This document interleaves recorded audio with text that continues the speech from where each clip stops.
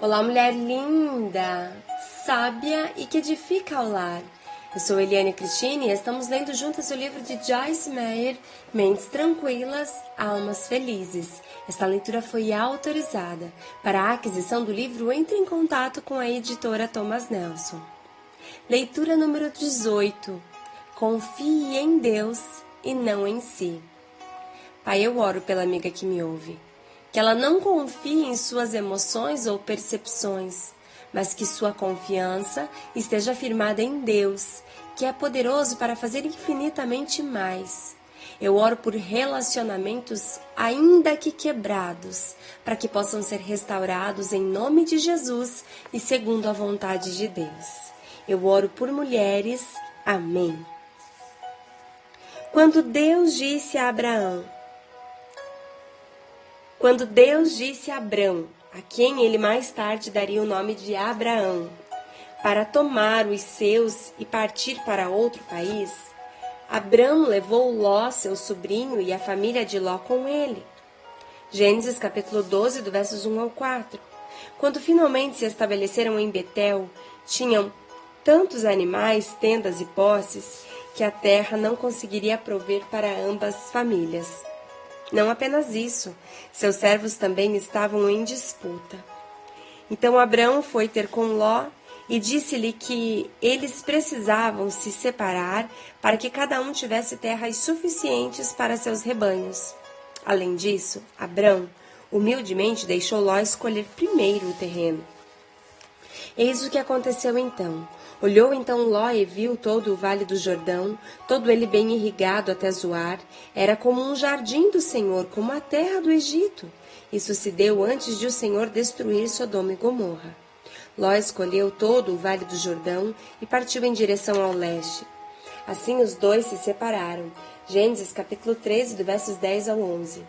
Esse foi um impasse potencialmente explosivo, uma oportunidade para que a discórdia que já afetava os pastores afetasse também as relações entre Abrão e Ló. No entanto, Abrão não deixou que isso acontecesse.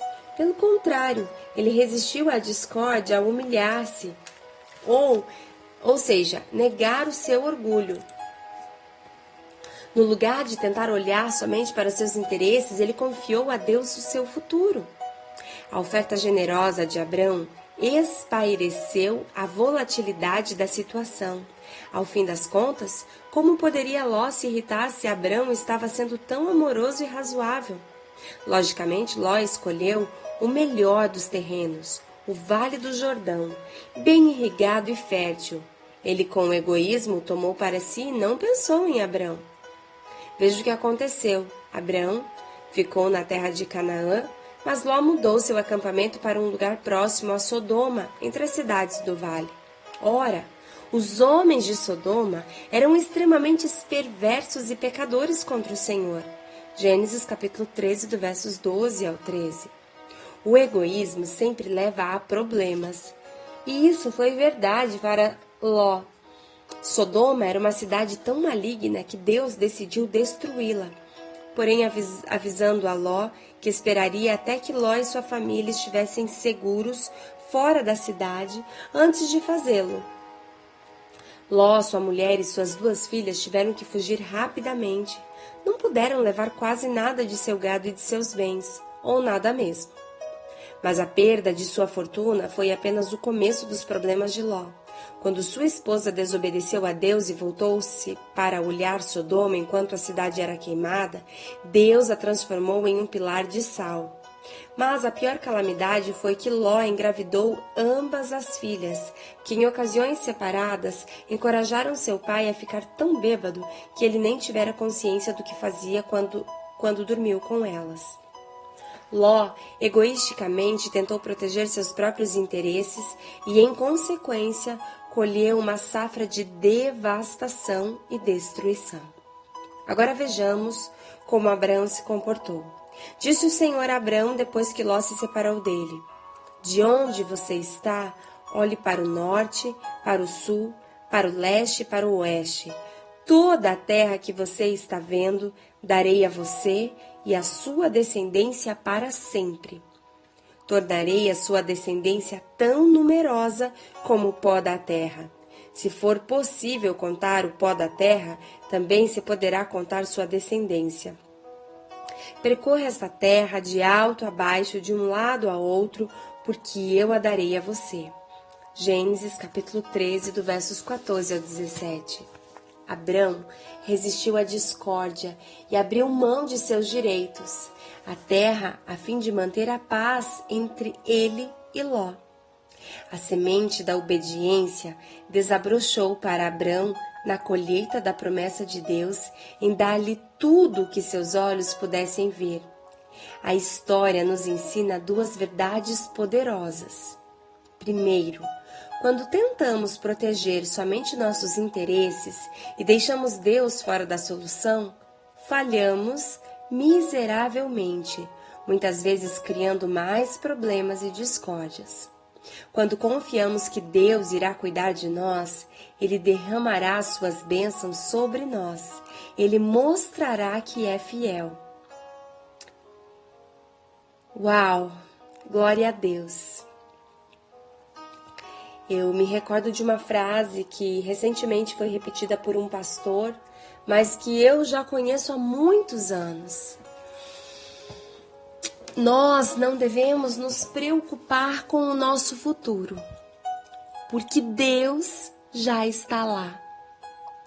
Se as nossas decisões forem pautadas de acordo com a Escritura Sagrada, com os desígnios da vontade de Deus, com aquilo que é bom, perfeito e agradável, com aquilo que edifica, com aquilo que constrói, com aquilo que promove a paz, com aquilo que anuncia o verdadeiro Evangelho de Cristo, com aquilo que você responderia em meus passos, o que faria Jesus? Essa é a resposta. Se a tua decisão foi pautada em todos esses itens que eu falei agora, não tenha dúvida, a tua bênção será derramada sobre você e sobre aqueles que te cercam.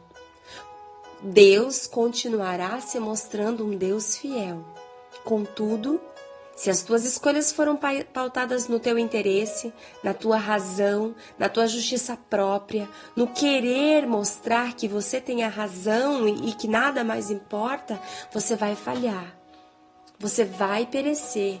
E da mesma forma com que aconteceu, ou talvez semelhante, que aconteceu com Ló, você vai ser alcançada por juízo e justiça da parte de Deus. Ló tentou fazer uma escolha egoísta, ao passo que Abrão se comportou dizendo para que Deus estabelecesse o coração dele naquela decisão de se entregar, deixando com que Ló fizesse a escolha. E lógico que Ló fez a melhor escolha, aparentemente aos olhos humanos, mas aí é que está a resposta. Se nós pautarmos as nossas escolhas baseado na palavra de Deus, nós não precisamos nos preocupar com o futuro, porque Deus já está lá. Ló não pensou em pautar as escolhas dele de acordo com a palavra. Ele olhou aquilo que a sua razão, aquilo que os seus olhos estavam enxergando. E a Bíblia fala que enganoso é o coração do homem, e os nossos olhos são a janela da nossa alma, que representa o nosso coração na Bíblia Sagrada. Os nossos olhos, então, são enganosos. Que possamos olhar e pedir para que Deus nos ensine a olhar com o olhar dele. Muitas vezes os nossos relacionamentos estão destruídos, porque nós estamos deixando de olhar os nossos relacionamentos pela ótica de Deus. Deixe Deus ser Deus na tua vida e ser Deus nos teus relacionamentos. Ele pode restaurar, Ele pode promover a paz, Ele pode consertar aquilo que é da vontade soberana dEle. Eu desejo que você seja abençoada de uma forma poderosa e que o Espírito Santo esteja falando ao teu coração tudo aquilo em que você precisa mudar para receber a graça de Deus de ter relacionamentos abençoados por Ele e felizes, santificados, em paz, em harmonia, em graça. Um grande beijo, Deus te abençoe e até a nossa próxima leitura.